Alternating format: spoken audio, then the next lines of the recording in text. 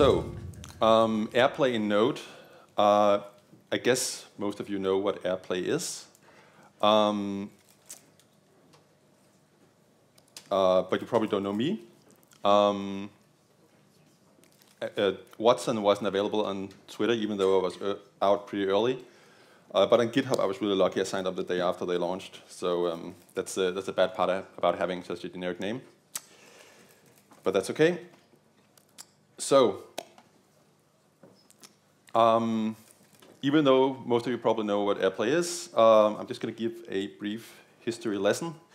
But basically, Airplay allows you to share all kinds of stuff from your iDevices, iPhones, iPads, etc. It could, for example, be like photos. Here, like, is a great guide about you going to your Photos app. You launch your Photos app, and you can see this.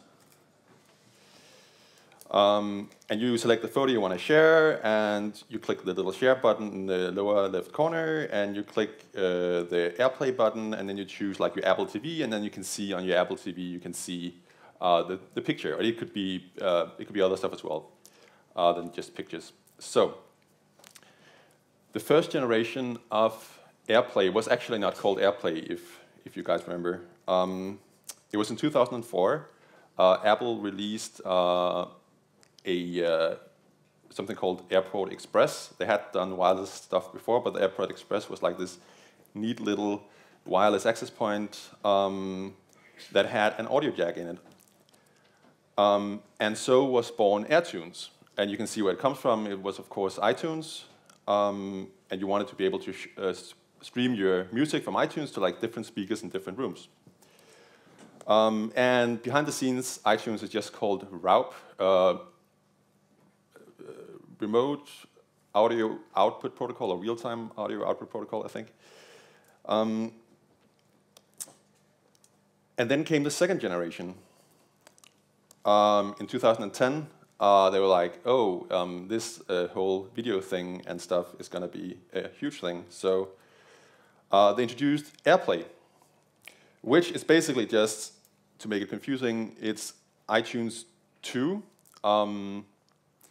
which is basically still just RAUP. They made a few changes to make it better in some cases. And then Airplay, which is going to be a little confusing because Airplay is also the name of the protocol, but it's also the name of the marketing name that they use for like talking about both the AirTunes, the RAUP thing, and the Airplay thing. So just to add to confusion. So how does this work? And the idea is, of course, you don't want to set up a lot of stuff to make this work. So there is they have a service discovery mechanism built into the protocols, which is basically something called Bonjour that you probably heard about. But Bonjour is basically just Apple's implementation of a standard called zeroconf, which in turn basically just runs over multicast DNS.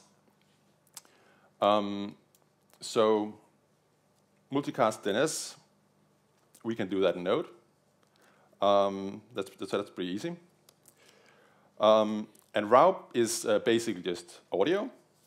And Airplay, well, that's everything else. Because when they figured out that audio wasn't enough, they're like, OK, we're going to put a lot of stuff into this new thing. And it was basically just a list of all the stuff they could think of. So you can do stuff with photos. You can share your photos. You can stream video. You can share video. You can even do screen mirroring, where it's like a real-time encoding to age something something of the content on your screen, and you stream it over HTTP. So Airplay is all HTTP. So it's easily extendable. Every time they figure out something new, they just add a new endpoint to the standard and to the standard. And then that should be it. So beneath all this stuff is a shitload of protocols. And this is basically just the tip of the iceberg. I left out like everything that's to do with codecs and stuff like that. This is just basically the transport protocols, the timing protocols, the control protocols, because you can do stuff like changing the volume on only a certain speaker, or you can do stuff like skipping in video and all that stuff. So there's a lot of protocols involved in that. And all of these protocols I've listed here are all backed by RFCs, and some of them are actually pretty old from the 90s. And what Apple have done is they've taken these and they've, which we'll see, kind of kept to the standard, but also cheated a few places, which is just going to make it a little bit more interesting. So before I get ahead of myself here, I probably should tell you a little bit about what it is that I've been doing. So a lot of people have been, actually, if we go to this one here, this is 2011. You probably can't see this. It's not that important. I expect you to memorize this. So in 2011, there was a guy, James, who posted this on a message board. He basically figured out how to extract the private RSA key, because Apple, they were kind of like, oh, we don't want people messing with our proprietary protocol that we built on top of open protocols. So they, of course, encrypted everything. But he managed to lift the private key from an Apple TV. And so began the fun and games, because a lot of people then said, okay, why is it only iTunes that's supposed to connect to my speaker or my TV? Why not, like, why can't I make my own client? So people started making a lot of clients. You probably, if you wanted to have more control on your Mac, you probably maybe installed Airfoil or something like that. But there's a lot of clients. And even in Node.js, people have developed clients to be able to stream audio. But what I wanted to do, I wanted to reverse the whole thing and say, what, instead of in Node, you could build a client that could talk to your speaker, what if you could become a server? What if you could become an Apple TV? What if in Node you could advertise yourself on the network and become an Apple TV or a speaker? What could you then do? Because then you could suddenly start to do a lot of really interesting stuff, I thought, instead of just using your gear that you already had in your house. And in 2010, a lot of stuff was done documenting, reverse engineering this protocol. There was another guy in 2011. So I'm not claiming ownership of any of this. A lot of people have gone before me and spent a lot of time decoding these protocols, figuring out what Apple is actually sending behind the scenes. And there is a lot of binary stuff in here as well somewhere. That's all fine. So let's see what I have next here. Oh yeah, so to get into a little bit more technical details, Raub is actually the beast here. Raub is the complicated thing to get working, because Raub, which is like the stuff for sending audio back and forth, mostly forth, is actually built on top of a lot of different services that run on different ports on your system. So you actually expose 4 different ports. These are the default ports. You can technically run it on other ports, but sometimes your iPhone or whatever will like, that doesn't seem like a real Apple TV. It's not a real port. I'm just going to ignore it. So it's probably a good idea to stick with the standard ports if you can. And RTSP, a real-time streaming protocol, is a really interesting protocol. I mean, doing this reverse engineering and looking at all this stuff, it's been really interesting actually reading all the RFCs. Like, RFCs have always been a little bit of a mystery to me, except I knew like why they were there and stuff, but they've always been like, reading them, it's been like, oh, it's been like being back in school, right? And reading all like, it's like if you're not a lawyer and you read like legal stuff, it's like there's all sorts of lingo that they use that you have to figure out like how to interpret. But the real-time streaming protocol is actually really interesting because it's also used in a lot of media centers to basically control playback, streaming of data, like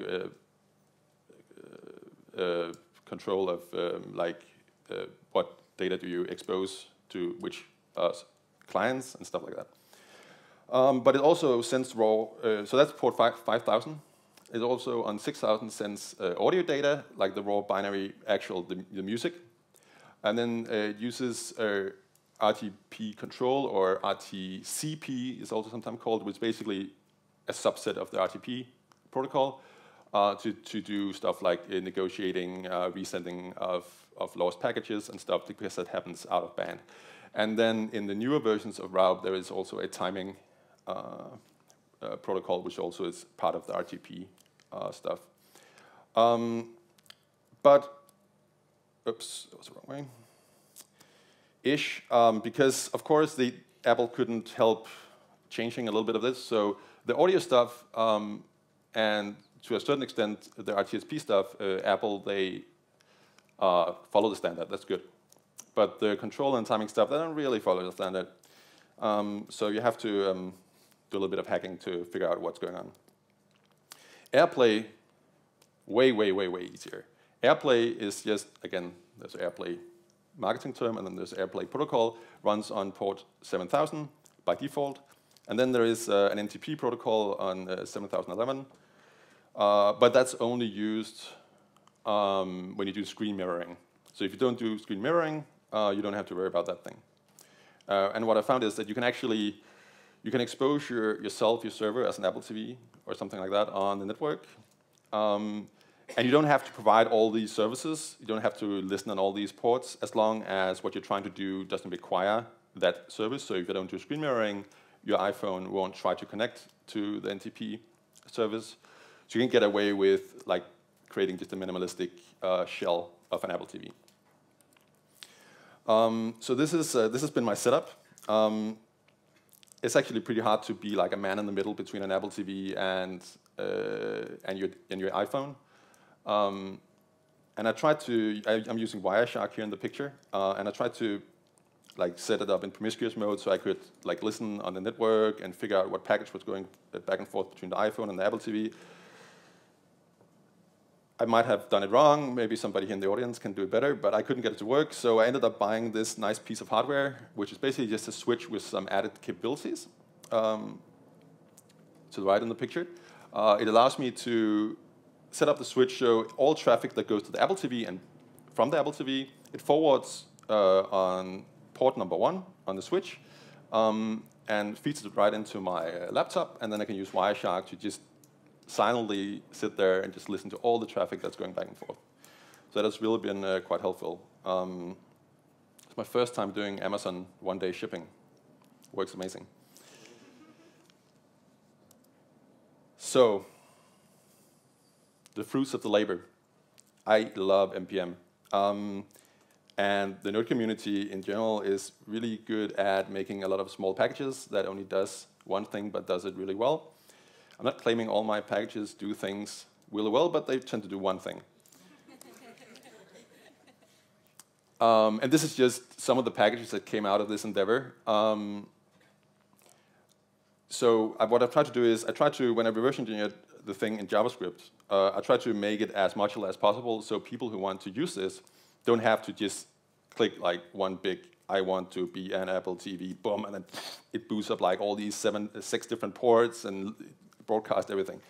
So you can do a lot of stuff yourself if you want, for example, only the RTSP stuff, or if you only want to do the audio stuff, or only want to do the photo stuff. There are different modules that kind of do this and help you set up, use these building blocks to set up like just the server you want to use. So I thought, let's just look at this. So my problem have always been, how do I get like pictures I take on my phone to my computer? Well, if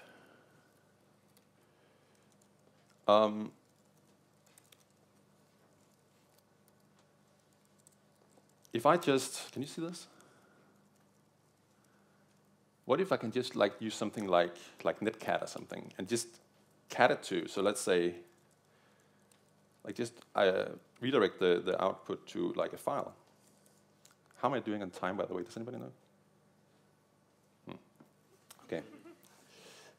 Apparently I have all the time in the world.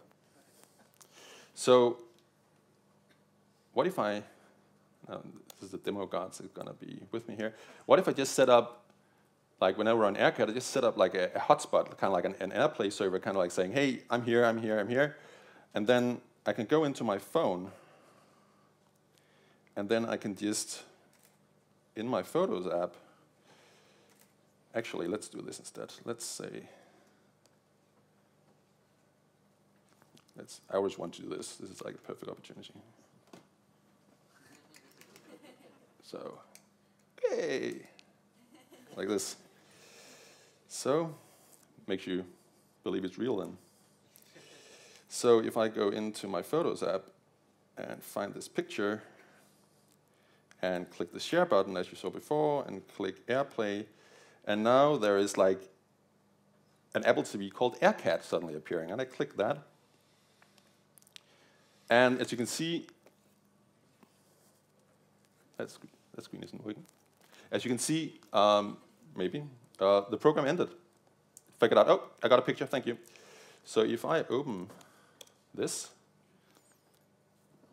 way.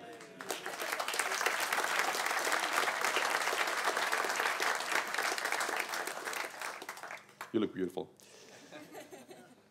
So that's like a nice little tool. Like, this is my problem all the time, like how do I get pictures from my phone to my laptop? Now I know.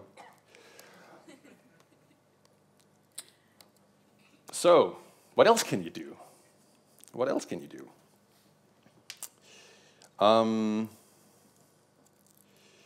So, what if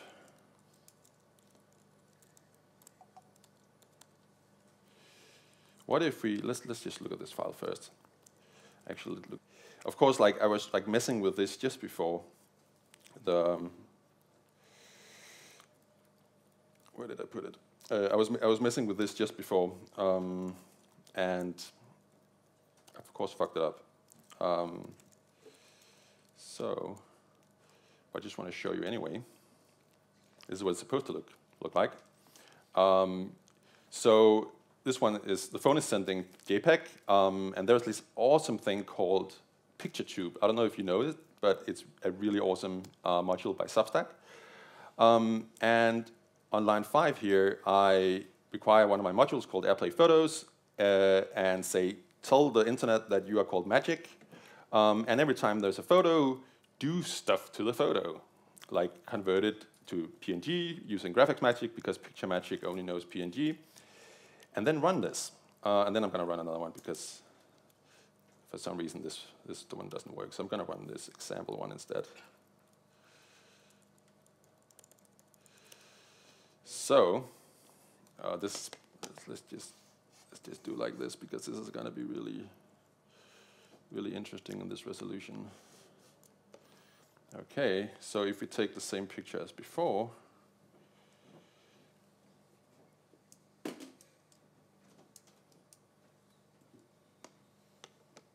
hey!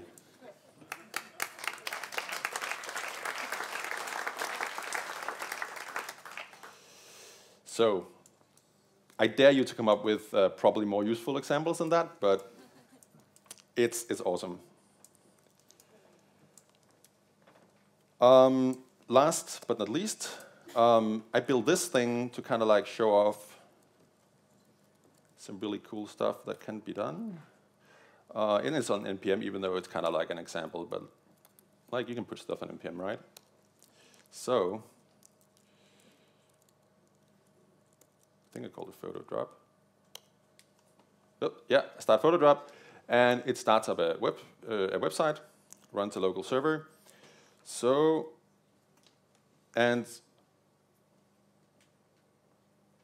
I have a Wi-Fi thing running here. I mean, if you connect to, it's called Thomas iPhone, and the password is nodeconf, all lowercase. This is probably gonna like fuck up a lot when a lot of people connect to it. But if you have time, if I have time, I don't know. Do I have time? Okay. So I don't know. I have 5 connections already. Let's see if this works. And then you go into your Photos app and you share a photo. Please don't share anything else for that matter. And then hopefully, if the demo guards are working, oh, by the way, you should see like something called photo drop in when you share via Airplay, or maybe not. I don't know. Maybe it's not. Maybe it's not working. Is anybody trying? I have 5 connections on this one. Somebody is trying. Maybe it's, okay. So, anyways, so the idea is, of course, that this website is supposed to update with like all the pictures that people are like real time streaming in. So they get like a log of all the pictures. And then it crashed, I think. Okay. Anyway, you get the picture. No pun intended. So you can have a website where you can just like stream pictures to. All sorts of other stuff. Thank you.